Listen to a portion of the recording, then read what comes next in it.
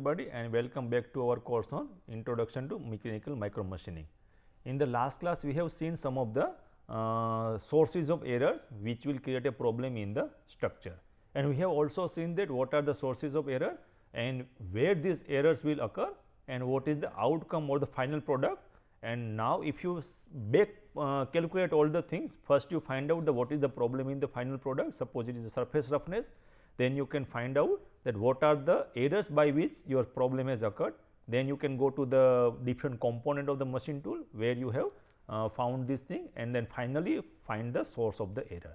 By this way you can actually control the, or you can identify at least the what is the source of the error, and then which way you can control, that depends on the what are the instrument and what are the things you have in the machine tool. So, in that we have started and we found that there are different sources of error in the structure of the machine tool. We started with the structure, and we have seen one video where you can do a thermal compensation in terms of insulating of the different area because of the falling of the chip, and putting the temperature sensor. So, it can control or it can calculate the deformation in the structure, so that again it can come back to the original location or the target location, and you can continue machining without any problem. So, let us go further ahead in this case. So, now there are the four different forces over there, and that was creating a problem, and this what we have seen in the thermomechanical errors. So, here we have seen that video, and we found that there are different machines available which can actually respond to a thermomechanical error, and your machine will be still within the acceptable zone or acceptable limit, and you can continue the machining operation. Further ahead, so this is the loads. So, what are the loads? That in some cases the weight and position of a workpiece have a significant influence on the machine geometry, that we have seen long time before also. That suppose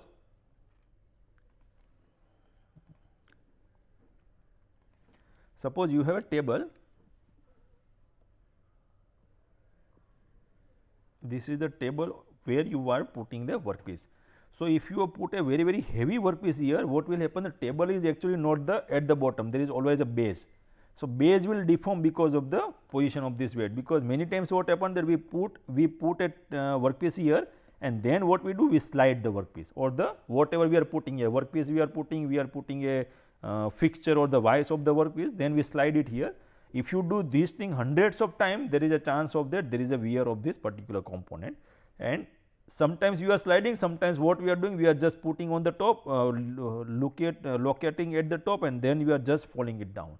So, at that time it will create an impact, and if you are sliding, it will create a scratch. So, after a long time, if you continue in such a way that you are end up with some type of problem in the geometric error. So, this will actually destabilize the whole structural loop, and that will create a problem when you do actual machining operation. And dynamic forces, those are the forces which are in dynamic condition. That means, when you do machining, there are different forces occur, and that will create a problem. So, varying forces such as machining forces. So, machining forces is one of the main source, and then after that the forces caused by the acceleration deceleration, because suddenly our machine, because whenever your workpiece is located here, what will happen, that suppose you want to cut from the one direction only, correct. So, once your tool is completed this path, what you do, you pull out this tool and then suddenly quickly go to this location, because we want to increase the production rate also. So, here we are not doing machining, so it will quickly go to this location, rapid travel, and again it will locate to this location, then do the second path. So, this acceleration and deceleration also create a small amount of deformation, because in the geometric error. So, these are the different sources of errors by which your geometry will be problematic. Now, coming to kinematic structure of the machine, how you can define the structure. So, it is defined by the layout of the machine components and their axes, how they are located, and mostly almost all machines are in a serial structure. Serial structures means that one machine axis of motion is actually overlap, or it is built, or it is mounted on the other one. And now, there are different notations are also available. So, if that is the case, now you consider. So, this is the where. So, this is suppose the x axis, and that does not mean that y axis is somewhere else. So, this is moving in x axis. So, y axis either on the top of this x axis, or it is a below of this x axis. So, this is x axis, this is y axis.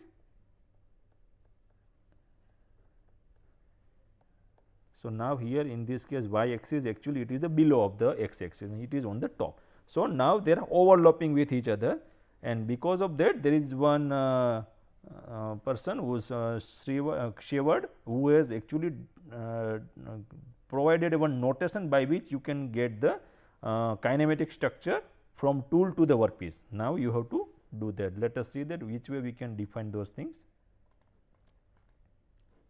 Now, this is one of the structures. So, now here some of the notations are given. So, T is belongs to tool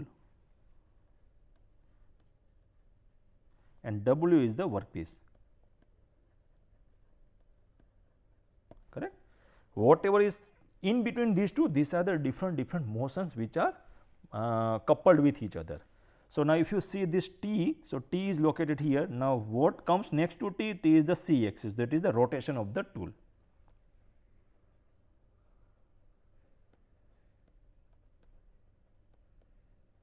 Rotation of the tool. Now, where this spindle axis is located? This is located on the Z axis. So, now third one is the Z one. Now, where Z is mounted, all the things are mounted is this location. So, from here to here it is there, from here it is moving to the Y. So, now next turn is the Y. Where Y mounted? So, Y is located here. So, this is the Y motion. Y is connected with the Z x 1. So, now from Y to x, so we are getting Y to x, and x is mounted onto the base. So, it is directly connected with the base. So, now this one is the base, and from base we are putting the workpiece. So, this is called the cantilever type configuration, and where we can notate give a notation something like this. Now, this is the second structure. Now, this is a gantry type of structure. So, here again let us see it same way. So, these two things are always fixed.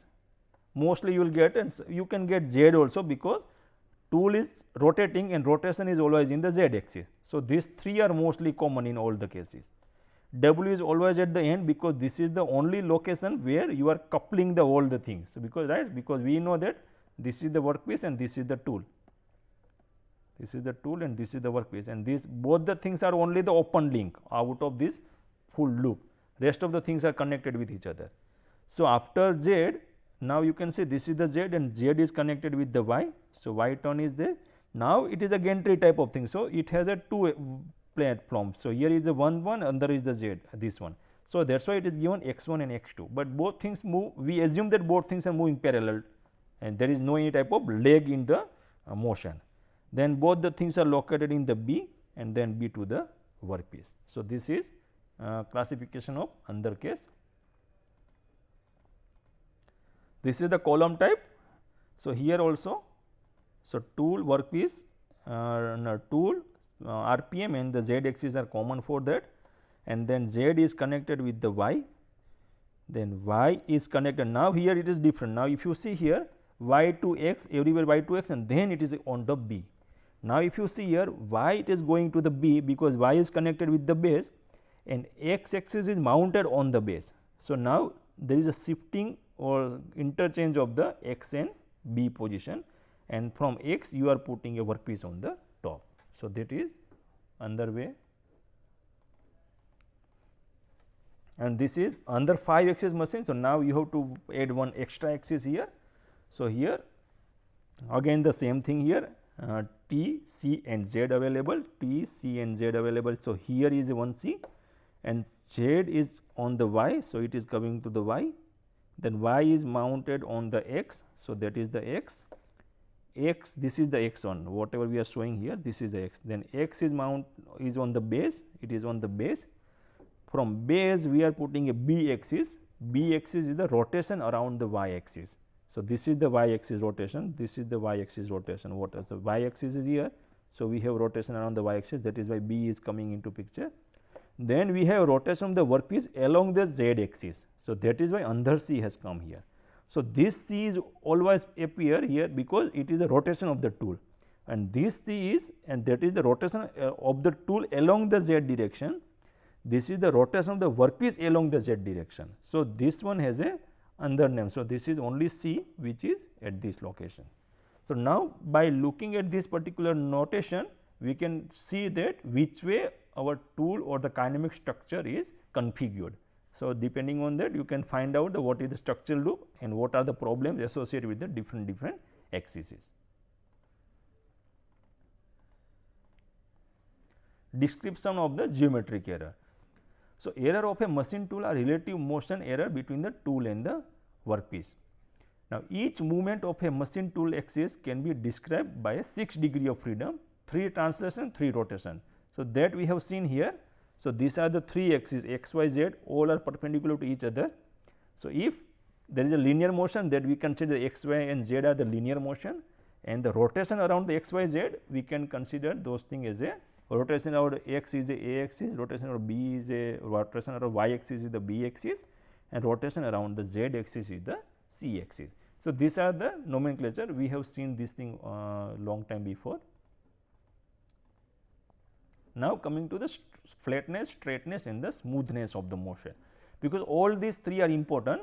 Flatness will ensure that you are getting a flat surface on the component, straightness will ensure that you are not getting any type of if it is a component is flat, but you are getting error from the side, then it is a problem. And the smoothness means, that means there is no any type of fluctuation of the motion, you are getting a uniform motion, it is not like a jerk type of motion or something called the stick slip phenomena. So, kinematic entities of machine are assumed to be perfect, but mostly it is not the case.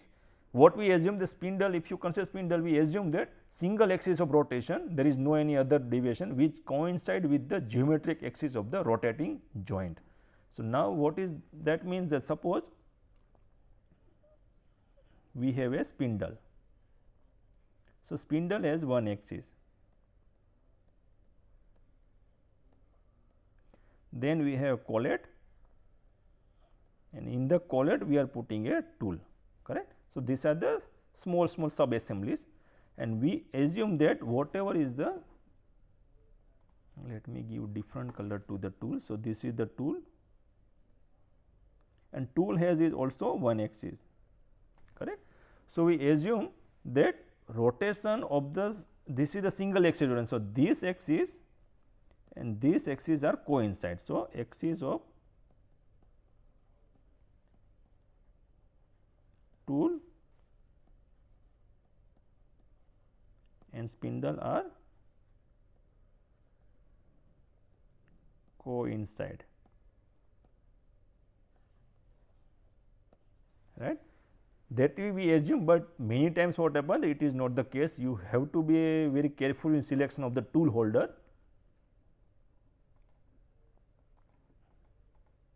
And if you consider slide, what we assume that they traverse in a straight line with only 1 degree of freedom. So, if you consider that your table, suppose this is your table and you are moving in the x direction, we assume that it is not moving in this direction, not moving in this direction, or not actually creating any problem in this particular direction. So, that is we assume that there is no tilting or swaying in the motion. So, this is our assumption, but when you make a construction of the component, all degrees are, all axes are orthogonal to each other, there may be some problems by which you are not able to get the required motion. So, you have to be very careful in getting some machine component out of this type of problematic errors. So, but this is not the correct thing, because we assume all the things are perfect, but this is not correct. So, now let us take this example, that which way we can tell that. So, now consider, so this is one component. Now, what is this component? So, here it is a round object sliding within a bore, right. So, this is the round object, whatever is this is the round object, and this one is the bore. So, whatever is this one is a bore, correct. Now, you consider that when you are rotating this particular thing, this is, if you are rotating the bore, then what happens, that you can actually rotate without translation, right. So, what are the ways you can get this motion? Rotation without translation, right? It is possible, and if you want translation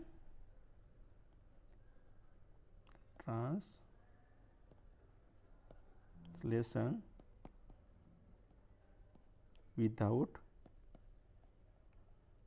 that is also possible. Now, if you are moving just this way, means translation direction, then it is possible. That means you are just moving to and fro direction without rotation, that is possible. If you do not want to move in to and fro direction, you fix at one location, you rotate the particular this middle part, that is called the round object, then it is also possible. So, both the things are independent. So, these things are independent.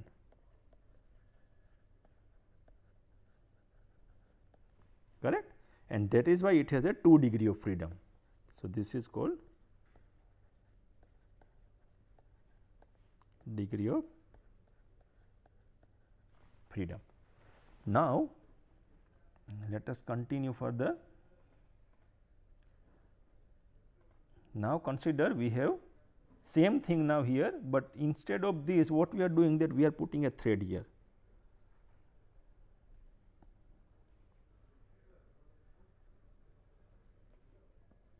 Okay. So, now only difference is that we have thread on the both the side. Consider this one is a bolt and this one is a nut.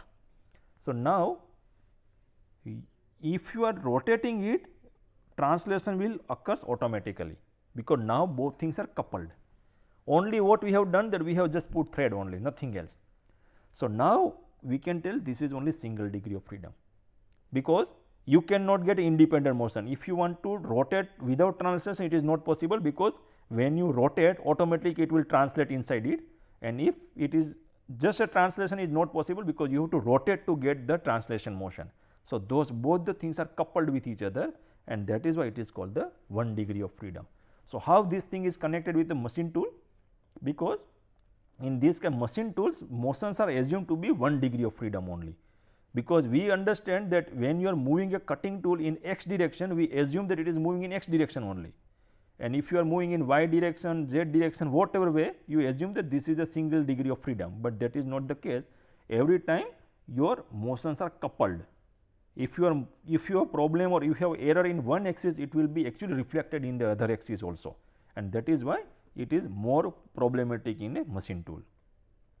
It is not the true, because motions are coupled, and this further leads to the machining error. So, now let us see some examples that how these things are coupled and which way it will create a problem in the machine tool. Right. So, this is the flatness and straightness error in the linear stage. Now, if you consider this particular diagram, your whole table is moving in the x direction. So, this is the direction of the x motion. So, now there are two errors, one is the straightness error and another one is the flatness error. So, how you define the straightness error and flatness error? So, run out of a linear stage is the linear portion of the off axis error. So, off axis means that we intended to move in the x direction, but it is moving in x direction along with the some deviation in the y direction in the z direction. So, first one is the flatness. So, let us see this, what is the flatness. So, it is a displacement error along the z axis. Now, see, consider this is the table. Now, table you want to move in this direction, but your table is suppose moving in this direction. Suppose there is a little bit of problem. So, this is the direct problem. So, whatever is this problem in the x direction, that means it is moving up and down, and then it is moving in this direction. So, that particular displacement error is called the flatness. So, your surface is not flat completely. So, you want to do a cutting, suppose this is the workpiece, you want to cut a flat surface here, this is the surface which you want to cut. Now, consider your z axis, that means your tool is located here and your x axis is traveling in this direction. So, because of this flatness error, what you are getting instead of that, this is your workpiece again same, what you are getting is some type of this type of things, that is because of the flatness error. Let it be at a micro level, but that is still enough to get rejected during the inspection. So, that is called flatness error.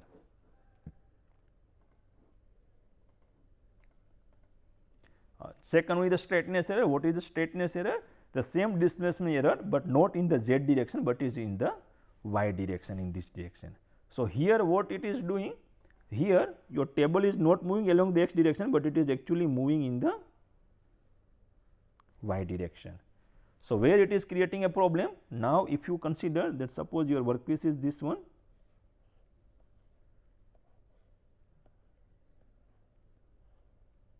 correct. This is your y axis, this is your x axis, and this is your z axis. You want to flatten out this particular surface, okay, this surface, because you have a reference position or some other different type of features which you have found or which you have calculated based on the reference of this particular surface. So, you are cutting this particular surface to make it completely flat. So, if you see from the top, now this is our workpiece and our tool is located at this location, right. So, what is our object? That we want to remove this material up to this much amount of material we want to remove, and it should be straight line. But what happens, what we are getting here, that because of this problem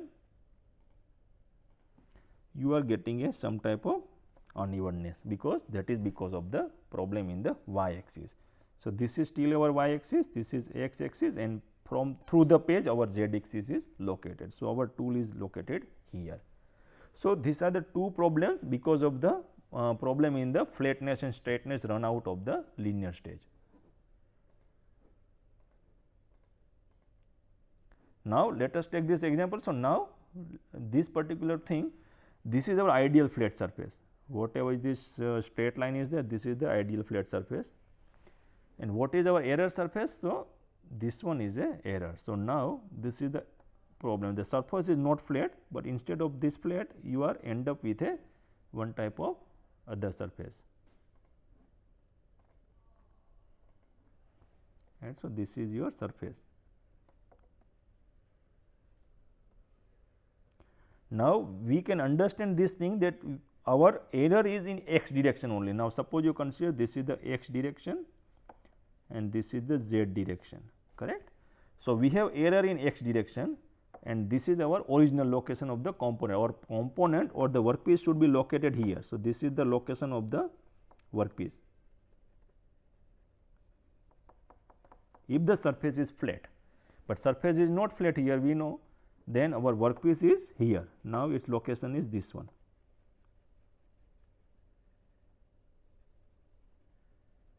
This is location of our workpiece. So, if in first case that this is the actual location of the tool, suppose you have a tool position, this is the actual location of the tool, but because of this flatness in x direction, what we are getting? We are getting a shifting of this particular axis, and this is our actual position. This is the desired location, but because of this flatness error in the x direction, you are getting this problem. Now, what is the problem here? That even though there is a problem, there is a deviation in the x direction. So, what we are getting here? That we are getting a shifting in this particular direction. So, this is in x direction. So, let us our error or the deviation in dimension should be also in x direction, but if you see that this dimension change is also there and this dimension is also there. So, you have vertical error also, because this is displaced at this location because of this angle theta, and because of that you are end up with a 2 dimensional error, because one is in vertical dimension, another one is in horizontal direction.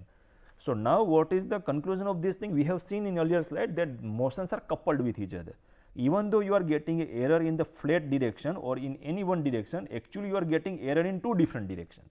So, it is better that you first identify which is the error and then you actually do a program, because if you do not consider this flatness variation here, you are end up with not only wrong dimension at one location, you are end up with the wrong dimension at two locations. So, this is what it explains about the flatness error at the tool and workpiece location. Now, rho, pitch and yaw angular run out of the linear stage. Earlier we have seen that there was a flatness and the straightness error, but now consider suppose there is a rotation also. So, now that angular run out is the angle measured between the actual motion and the ideal straight line motion of a linear stage.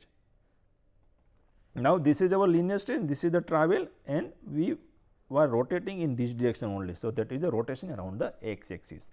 So, if that is the case, then what will happen, that our z axis will create another rotation here. Suppose it is not exactly at the flat direction, then it will create a pitch, that is the rotation on the y axis. Yaw is called rotation around the z axis, and the roll is called rotation around the x axis. So, it has a 3 orthogonal components, one is the pitch, another is the roll, and another one is the yaw. So, not only the translation motion, but you are also end up in the getting a error in the 3 rotational axis, that is by of the pitch, roll, and the yaw motion. Coming to the smoothness of the motion, now we have seen the straightness, flatness, but smoothness is also very important in the micro machining, because smoothness is related to the stick slip behavior of stage, bearing, or the drive mechanism. Because if you have seen a manual machine, if you have operated the turning machine and if you are doing a operation, now consider, so this is your workpiece, this is the chuck, and this is your cutting tool, and you are moving in this direction. So, when you are moving in this manually, this is, let us consider manual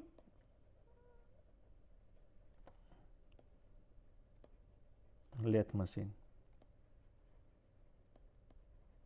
When you are doing in this direction, at that time what happens, it is very difficult to get a uniform motion, right. When you rotate a carriage wheel, at that time it is very difficult to give a continuous motion, and because of this is because of the stiff slip behavior, because there is a friction between the different components and you have to overcome that friction uniformly, and that is very, very difficult when you operate at a manual operation, right. So, this is what is happening, this is the frictional force.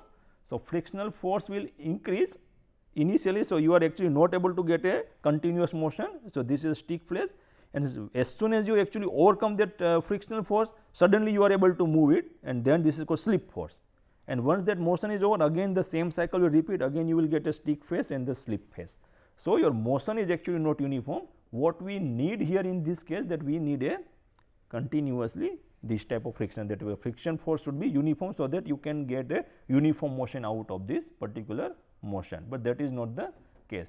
So, what happens because of the lack of smoothness, the sudden jump in the motion followed by a period of no motion, correct. So, now if you see this particular thing, this is the time. So, within this particular time you have very, very difficult to move in this direction, but after that you are not getting a friction enough, and suddenly you are moving that part, again it is coming to a standstill position.